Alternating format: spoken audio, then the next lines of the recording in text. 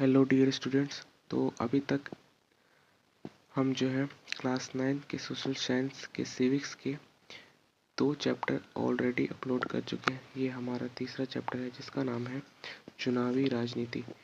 और ये जो हम कैसे कर रहे हैं कि ये आपका जो सपोर्ट मटेरियल है, ठीक है, उसके जो भी आपकी थ्योरी पोर्शन है और जो भी उसका क्वेश्चन आंसर का पोर्शन है वो सारा का सारा हम इस वीडियो में करने वाले हैं। और बाकी के पिछले 2 चैप्टर्स में भी हमने ऐसे ही किया है। तो अगर आपने वो चैप्टर्स नहीं देखे तो वो चैप्टर्स भी आप देख सकते हैं, ठीक है। चलिए बिना किसी देरी के शुरू करते हैं। श्री देवीलाल हरियाणा संघर्ष समिति के प्रमुख थे। इन्होंने न्याय युद्ध नामक आंदोलन का नेतृत्व किया और लोकदल नामक अपनी नई पार्टी का गठन किया, ठीक है। तो हरियाणा में एक श्री देवीलाल नाम के व्यक्ति थे जो कि हरियाणा संघर्ष समिति के प्रमुख थे। इन्होंने न्याय युद्ध नामक आंदोलन का नेतृत्व किया था और एक दल बनाया था जिसका या फिर एक पार्टी बनाई थी जिसका नाम था लोकदल। वर्तमान समय में लोकतंत्र का सबसे आम स्वरूप लोगों द्वारा अपने प्रतिनिधियों, सांसदों, विधायकों, पार्षदों, प्रधानों के माध्यम से शासन चलाना है, ठीक है। तो हम अभी वर्तमान में क्या करते हैं कि जो भी चुनाव होते हैं, ठीक है, उनके माध्यम से हम इन सारे सांसदों, विधायकों, पार्षदों, प्रधानों को चुनते हैं और ये हमारे ऊपर शासन चलाते हैं, ठीक है, यानी एक तरीके से शासन करते हैं। इसके अलावा भारत में जनता प्रत्येक 5 वर्ष में अपने प्रतिनिधियों का चुनाव करती है जो नीति निर्माण का कार्य करते हैं, ठीक है। तो हर 5 साल बाद हमारे यहाँ पे क्या होते हैं, चुनाव होते हैं, ठीक है। चाहे वो आपके प्रधानमंत्री के हो, चाहे आपके विधायक के हो, चाहे आपके पार्षद के हो, चाहे आपके मुखिया के हो, प्रधान के हो, तो हम सबके चुनाव जो है 5 वर्ष बाद होते हैं, ठीक है। राष्ट्रपति के भी 5 साल बाद होते हैं। तो बेसिकली आपके 3 तरह के चुनाव होते हैं। एक होता है आपका आम चुनाव, एक होता है आपका मध्यावधि चुनाव और एक होता है आपका उपचुनाव। आम चुनाव क्या होता है, जो कि हर 5 साल बाद किया जाता है। इसके अलावा अगर मान लो 5 साल पूरे होने से पहले ही लोकसभा या विधानसभा भंग हो जाती है तो उस समय पे जो चुनाव होते हैं उसको मध्यावधि चुनाव कहते हैं। या फिर जो उपचुनाव होता है वो क्या होता है कि अगर किसी क्षेत्र में किसी सदस्य की मृत्यु हो जाए या फिर वो इस्तीफा दे दे और उसकी वजह से वहाँ पे जो खाली सीट हो जाती है, वो पोस्ट जो है रिक्त हो जाती है, तो वहाँ पर जो है उपचुनाव किया जाता है।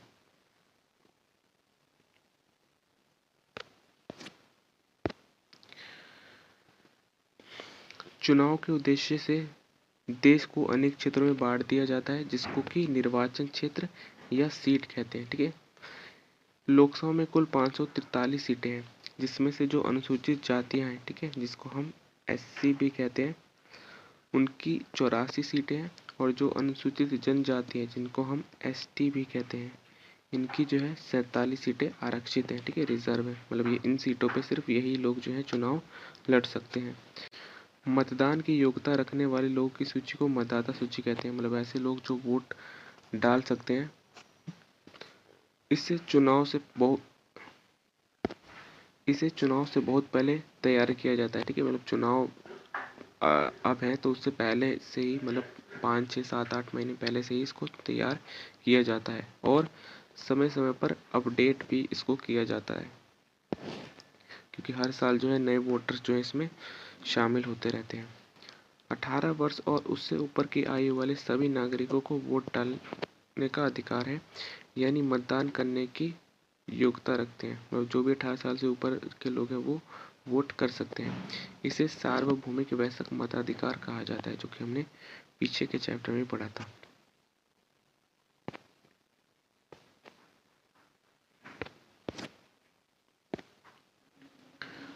भारत में चुनाव संपन्न कराने का कार्य एक निष्पक्ष व स्वतंत्र संस्था करती है जिसका नाम है चुनाव आयोग। भारत में जो राष्ट्रीय मतदाता दिवस है वो हर 25 जनवरी को मनाया जाता है, ठीक है, हर वर्ष। चुनाव एक ऐसी व्यवस्था है जिसमें लोग नियमित अंतराल पर अपने प्रतिनिधियों को चुन सकते हैं और अगर इच्छा हो तो उन्हें बदल भी सकते हैं, ठीक है। तो चुनाव आपके हर 5 साल में होते हैं। 5 साल बाद अगर मान लो आप संतुष्ट नहीं हो सरकार से तो आप उसको बदल सकते हो। आचार संहिता क्या होता है, चुनाव के समय पार्टियों और उम्मीदवारों द्वारा चुनाव आयोग के कायदे, कानूनों एवं दिशा निर्देशों को मानना, ठीक है, इसको कहते हैं आचार संहिता। यानी जब भी चुनाव हो रहे होते हैं तो चुनाव आयोग क्या करता है, आचार संहिता लागू कर देता है कि जो भी पार्टियां हैं या जो भी दल है उनको इन सारी चीज़ों के अंदर ही काम करना होगा, ठीक है। यानी कोई वो नई नीतियाँ नहीं ला सकती, किसी को पैसे नहीं बांट सकती और कुछ मतलब नहीं कर सकती, ठीक है, जो भी उसमें नियम कायदे होते हैं। तो फिर आपके कुछ प्रमुख नारे जो कि चुनाव के दौरान दिए गए थे हमारे नेताओं द्वारा अलग अलग समय पे, जैसे कि जो गरीबी हटाओ का नारा है वो इंदिरा गांधी ने दिया, जो कि कांग्रेस पार्टी की थी, ठीक है। इसके अलावा लोकतंत्र बचाओ का नारा जो है वो जयप्रकाश नारायण ने दिया, जो कि जनता पार्टी से थे। इसके अलावा जमीन जोतने वालों को वामपंथी दल कहा गया, और स्वाभिमान जो नारा है वो एन.टी. रामाराव, जो कि तेलुगु देशम पार्टी के नेता है, उन्होंने दिया।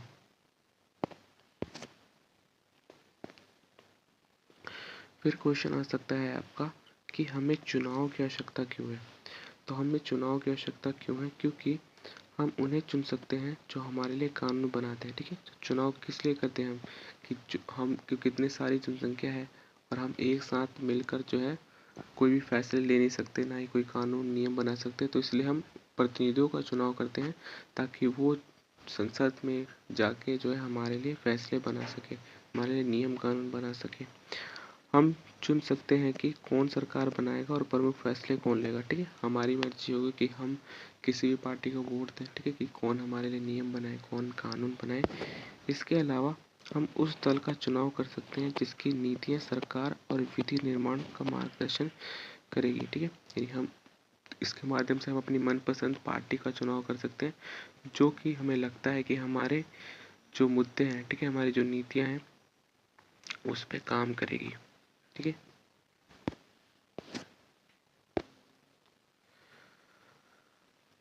अगला जो क्वेश्चन बन सकता है कि लोकतंत्र चुनाव के लिए न्यूनतम शर्तें क्या हैं। तो लोकतांत्रिक चुनाव के लिए सबसे पहली जो शर्त है कि हर किसी को मताधिकार का हक होना, ठीक है। यानी कोई भी व्यक्ति जो देश में रह रहा है अगर वो 18 साल से ऊपर है, चाहे वो स्त्री हो पुरुष हो किसी भी जाति धर्म लिंग का हो, सबको वोट देने का अधिकार होना चाहिए। चुनाव में विकल्प होना चाहिए, ये नहीं कि आप सिर्फ एक ही कैंडिडेट खड़ा है या एक ही पार्टी है। चुनाव में कई सारी पार्टियां होनी चाहिए, कई सारे कैंडिडेट होने चाहिए, तभी जाके आपका लोकतांत्रिक चुनाव जो है वो सफल हो पाएगा। तीसरा, नियमित अंतराल पर चुनाव होने चाहिए, ठीक है। ये नहीं कि आप एक बार चुनाव करा दिया आपने और फिर कई सालों तक चुनाव नहीं है, तो नियमित अंतराल पर चुनाव होने चाहिए, जैसा कि हमारे यहाँ पे 5 साल में होते हैं।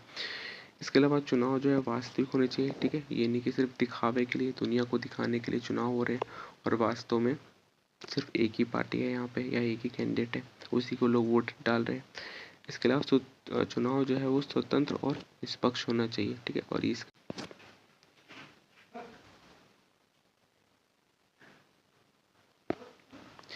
नेक्स्ट है स्वतंत्र और निष्पक्ष चुनाव के लिए उठाए गए क्या क्या कदम है। तो सबसे पहले है मतदाता सूची को ठीक से तैयार करना, ठीक है, कि कितने लोग जो हैं वो 18 साल से ऊपर हैं उनको ऐड करना। सरकारी मशीनरी के दुरुपयोग पर नियंत्रण, ठीक है, यानी जो भी आपके सरकारी कर्मचारी है उनको जो है मतलब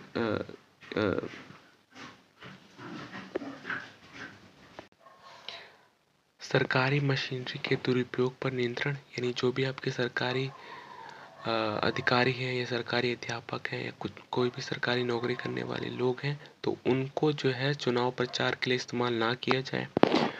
मतदाताओं के लिए पहचान पत्र होना चाहिए, ठीक है, यानी कौन मतदाता जो है वोट डाल रहा है उसका एक पहचान पत्र होना चाहिए। चुनाव याचिकाओं का जल्द निपटारा होना चाहिए, ठीक है, कि अगर कोई चुनाव से संबंधित विवाद है और उसकी याचिका दायर की गई है, अपील की गई है, तो उसको जल्दी से निपटारा किया जाए। चुनाव में धन बल के प्रयोग की जांच की जाए कि कितना मतलब कोई व्यक्ति अगर खड़ा है, कैंडिडेट खड़ा है, तो वो कितना धन खर्च कर रहा है, उसकी एक लिमिट होनी चाहिए, ठीक है। तो उस पर भी चुनाव आयोग को ध्यान देना चाहिए। या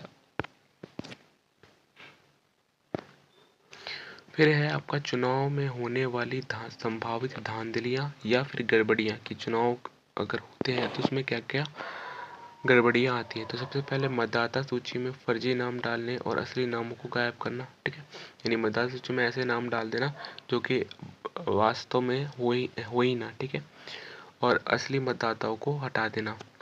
शासक दल द्वारा सरकारी सुविधाओं और अधिकारियों का दुरुपयोग करना, ठीक है, यानी जो भी मतलब सत्ता में पार्टी है वो क्या कर रही है, जो भी सरकारी कर्मचारी है उनका इस्तेमाल जो है अपने पार्टी के प्रचार प्रसार में कर रही है। अमीर उम्मीदवारों और बड़ी पार्टियों द्वारा बड़े पैमाने पर धन खर्च करना, जो भी बड़ी बड़ी पार्टियां हैं और जो भी मतलब अमीर कैंडिडेट हैं वो क्या कर रहे हैं, बहुत ज़्यादा पैसा खर्च कर रहे हैं, लोगों को पैसा बांट रहे हैं, अपने चुनाव में प्रचार में बहुत ज़्यादा पैसा खर्च कर रहे हैं। मतदान के लिए मतदान के दिन चुनावी धांधली, मतदाताओं को डराना और फर्जी मतदान कराना। ठीक है, तो मतदान के दिन भी चुनाव धांधलियाँ देखने को मिलती है कि लोग क्या करते हैं, जो भी कैंडिडेट हैं उनको डराते हैं, धमकाते हैं कि तुम्हें जो इसी पे वोट देना है, या फिर फर्जी मतदान करवाया जाता है। ठीक है, उनको कहा जाता है कि तुम घर में ही रहो, उनको डराया जाता है और फिर खुद ही अपने ही लोगों को द्वारा मतदान करवा दिया जाता है। भारत चुनाव आयोग के अधिकार। ठीक है, तो जो भी चुनाव आयोग है उसे क्या क्या अधिकार है। तो पहला, चुनाव प्रक्रिया के संचालन का हर पहलू पर निर्णय लेना कि कब चुनाव करवाना है। ठीक है, कैसे चुनाव होगा आपका और कब आपकी मतगणना होगी, ये सारा काम जो चुनाव आयोग करता है। आदर्श चुनाव आचार संहिता लागू करना तथा उल्लंघन करने वालों को दंडित करना। ठीक है, कि चुनाव जब करवाए जाएंगे तो उसमें क्या क्या नियम कानून फॉलो होने चाहिए, ये सारा भी चुनाव आयोग का ही अधिकार है काम करने का। और अगर कोई इसका उल्लंघन करता है तो उसको दंड देने का अधिकार भी चुनाव आयोग के पास है। चुनाव के दौरान सरकार को दिशा निर्देश मानने का आदेश देना। ठीक है, चुनाव के दौरान जो भी सरकार है उस समय, तो उसको जो है, जो भी चुनाव आयोग कह रही है उसको उसका पालन करना चाहिए। सरकारी अधिकारियों को अपने अधीन कर चुनावी कामकाज लेना।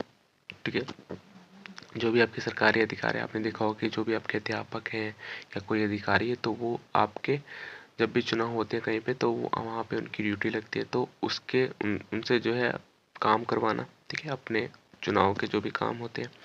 जिन मतदान केंद्रों पर चुनाव ढंग से नहीं हुआ वहाँ दोबारा चुनाव करवाना। ठीक है, अगर लगता है कि किसी मतदान केंद्र पर धांधली हुई है, ठीक है, या फिर कोई गड़बड़ी हुई है तो वहाँ पर जो है दोबारा से चुनाव करवाने चाहिए। निर्वाचन प्रक्रिया के विभिन्न चरण। जब भी आपके चुनाव होते हैं तो अलग अलग प्रक्रिया जो होती है चुनाव करवाने के लिए वो फॉलो अप की जाती है। तो सबसे पहले निर्वाचन क्षेत्र को बनाया जाता है जहाँ पे चुनाव होना है। इसके अलावा वहाँ के जो भी मतदाता है उनकी सूची तैयार की जाती है कि कौन कौन जो है वहाँ पे वोट डालेगा, कितने जो लोग 18 साल से ऊपर हो चुके हैं। चुनाव के सूचना जारी करना तथा आचार संहिता लागू करना, फिर चुनाव की घोषणा होती है कि किस दिन चुनाव होंगे और फिर उसी दिन से आचार संहिता लागू हो जाती है। उम्मीदवारों का नामांकन वो जांच करना। ठीक है, फिर उसके बाद उस निर्वाचन क्षेत्र के जो भी उम्मीदवार खड़े हैं वो अपना रजिस्ट्रेशन कराते हैं, नामांकन कराते हैं, उनकी फिर जांच की जाती है कहीं वो अपराधी तो नहीं है, कहीं उन पर केस तो नहीं है, कहीं उन्होंने कुछ और तो नहीं कर रखा। चुनाव चिन्हों का आवंटन करना। ठीक है, उसके बाद जो भी पार्टियां हैं, ठीक है, जो भी अगर खड़ी है पहले से, अगर नई पार्टी है तो उनको चुनाव चिन्ह का आवंटन किया जाता है, क्या उनका चुनाव चिन्ह होगा। फिर चुनाव अभियान होता है, लोग जो भी आपकी पार्टी होती है, जो उम्मीदवार होते हैं वो फिर अपना चुनाव अभियान शुरू करते हैं, चुनाव प्रचार वगैरह शुरू करते हैं। फिर आपका मतदान होता है, वोटिंग होती है और फिर उसके बाद आपका वोटिंग के बाद कुछ दिनों बाद मतगणना और फिर परिणाम घोषित किया जाता है कि कौन जीता कौन हारा। स्वतंत्र और निष्पक्ष चुनाव आयोग के समक्ष क्या चुनौतियां हैं। सबसे पहले अमीर उम्मीदवार या दल द्वारा गलत तरीके से चुनाव जीतना। जो भी अमीर उम्मीदवार होते हैं, फिर जो भी अमीर दल होते हैं वो करते हैं, पैसे देकर लोग खरीद लेते हैं और चुनाव जीत जाते हैं। आपराधिक पृष्ठभूमि वाले उम्मीदवार को टिकट प्राप्त करने से रोकना। जो भी कहीं देखते हैं हम कि जो व्यक्ति जेल में भी बंद है या फिर उसके ऊपर कई सारे आपराधिक मुकदमे था, फिर भी वो चुनाव लड़ता है और चुनाव जीत जाता है, तो ऐसे लोगों को जो टिकट मिलने से रोकना चाहिए। चुनाव में जनता के समक्ष उम्मीदवारों के ढंग से विकल्प प्रस्तुत करना। ठीक है, यानी जो भी जनता जो आपका वोट आ रही है तो उनके सामने अगर उम्मीदवार की ऐसे ही खराब मिले तो फिर उनके पास कोई विकल्प नहीं है, तो होना चाहिए कि अच्छे उम्मीदवार जो है वहाँ पे खड़े हों, पढ़े लिखे उम्मीदवार खड़े हों। बड़ी पार्टियों और द्वारा छोटे दलों को निर्दलीय उम्मीदवारों को परेशान करने से रोकना। ठीक है, तो बड़ी बड़ी पार्टी क्या करती है, वो छोटे छोटे दलों को परेशान करती है, उनको धमकी देती है कि ऐसा करनी वैसा करनी। ठीक है, फिर जो भी निर्दलीय लोग हैं जो किसी पार्टी से नहीं खड़े होते, स्वतंत्र रूप से खड़े होते हैं, उनको भी डराया और धमकाया जाता है ताकि वो जो है अपने जो नामांकन है वो वापस ले लिया, चुनाव न लड़े।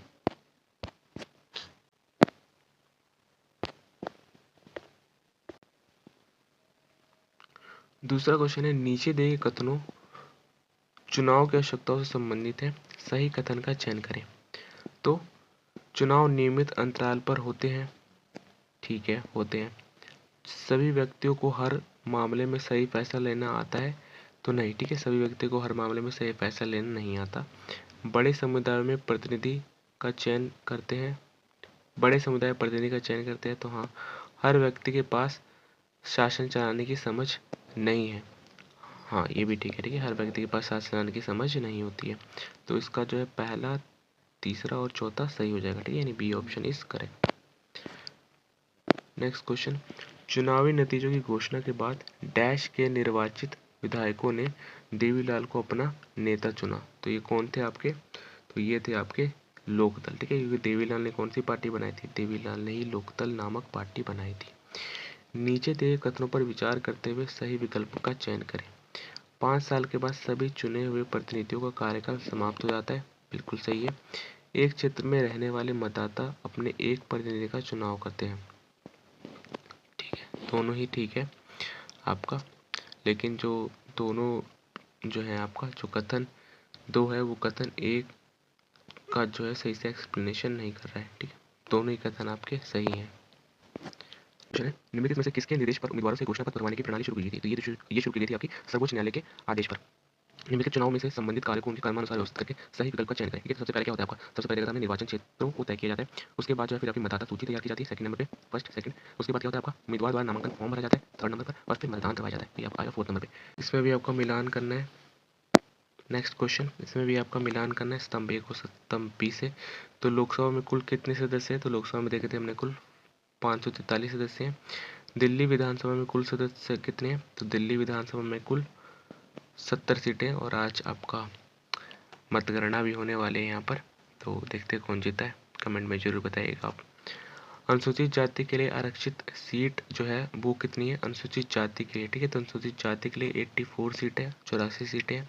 और अनुसूचित जनजाति के लिए जो कितनी सीटें हैं? तो ये 47 सीटें हैं, 47 सीटें हैं। ठीक है, अनुसूचित जाति बताया था जिनको हम SC कहते हैं, और अनुसूचित जनजाति जिनको हम ST भी कहते हैं। ठीक है, तो नेक्स्ट क्वेश्चन पे आते हैं। इसमें भी आपको मिलान ही करना है स्तंभ ए को स्तंभ बी से। तो कौन सा नारा किसने दिया था? तो गरीबी हटाओ का नारा जो हमने देखा था कांग्रेस पार्टी ने दिया था, इंदिरा गांधी ने दिया था। लोकतंत्र बचाओ का नारा जो है जनता पार्टी के नेता लोक प्रकाश नारायण ने दिया था। जमीन जोतने वालों को वामपंथी दल कहा जाता है। और तेलुगु स्वाभिमान जो है वो तेलुगु देशम पार्टी ने दिया था नारा। ठीक है, नेक्स्ट क्वेश्चन, नीचे गुलबर्गा संसदीय क्षेत्र का मानचित्र दिया गया है। मानचित्र का अध्ययन करके बताएं कि इस संसदीय क्षेत्र में कितनी विधानसभा है। ठीक है, तो जितने भी आपके मतलब कलर अलग अलग दिख रहे हैं तो उतने ही आपके यहाँ पे क्या है विधानसभा है। टोटल कितनी विधानसभा है यहाँ पर? 1 2 3 4 5 6 7 8 है। ठीक है, टोटल यहाँ पे 8 विधानसभा क्षेत्र है।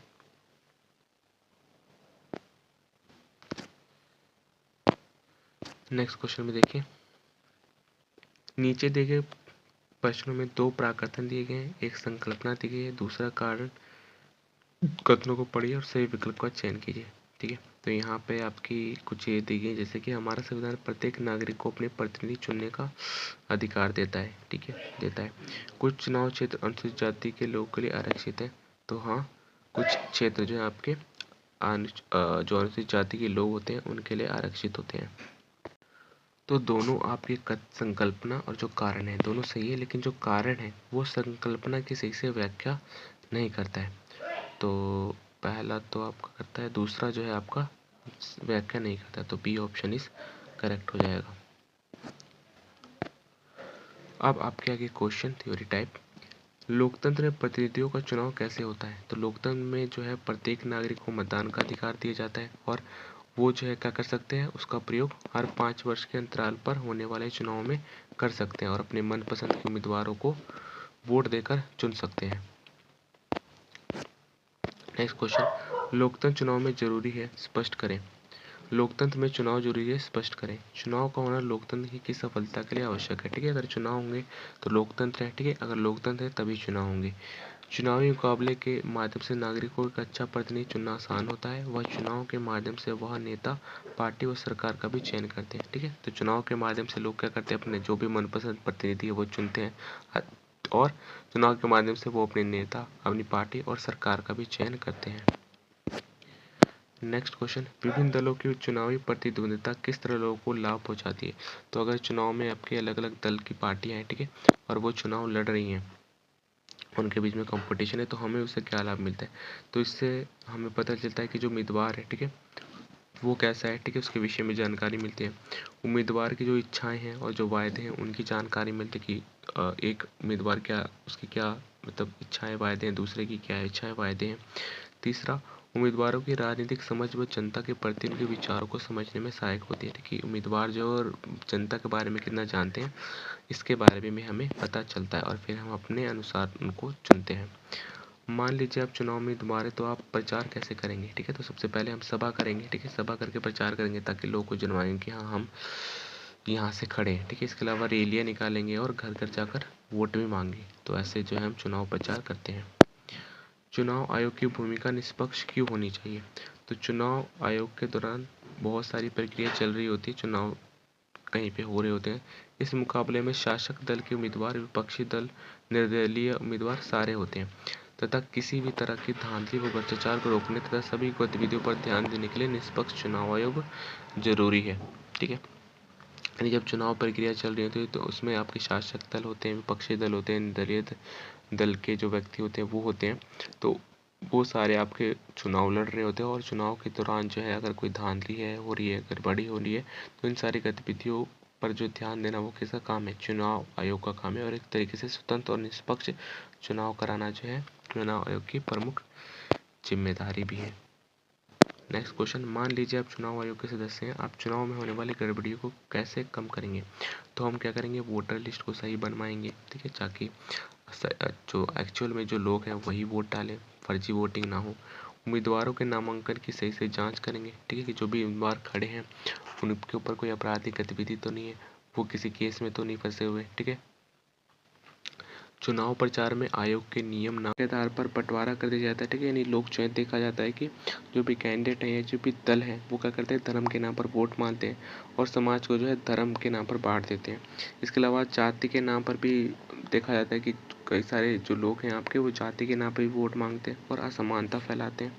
इसके अलावा संकीर्ण विचारों का प्रसार होता है कि किसी पार्टी मतलब इसी पार्टी को वोट देना यही आपकी जाति के लिए काम करेगी, या फिर इसी पार्टी को वोट देना है यही आपकी धर्म के लिए काम करेगी। तो ऐसे ही विचार जो विचारों है, संकीर्ण जो विचार है उनका उदय होता है। हमारे संविधान निर्माताओं ने चुनाव के लिए मुक्त चुनावी मुकाबले का ही चयन क्यों किया?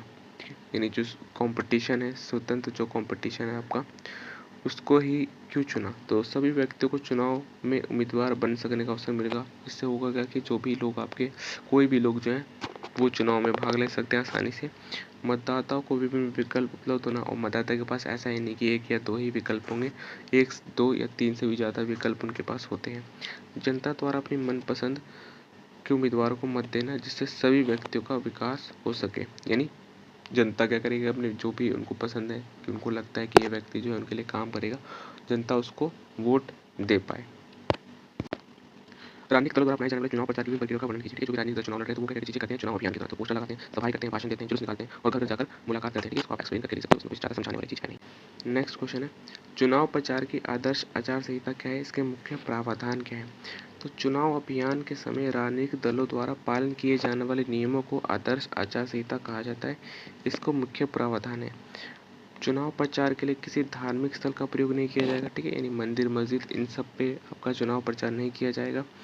सरकारी वाहनों, विमानों, सरकारी अधिकारियों का प्रयोग जो है चुनाव में नहीं किया जाएगा। चुनाव की घोषणा के बाद सरकार द्वारा कोई भी नीतिगत फैसला नहीं लिया जाएगा और ना ही कोई योजना को शिलान्यास किया जाएगा, ठीक है, यानी चुनाव के दौरान ना तो आप किसी धार्मिक स्थल पे प्रचार कर सकते हैं, ना ही आप सरकारी अधिकारियों, सरकारी जो भी चीज़ें उनका प्रयोग नहीं कर सकते, और चुनाव की घोषणा के बाद आप कोई भी सरकारी नीति नहीं लेके आ सकते, ठीक है। तो ये आचार संहिता।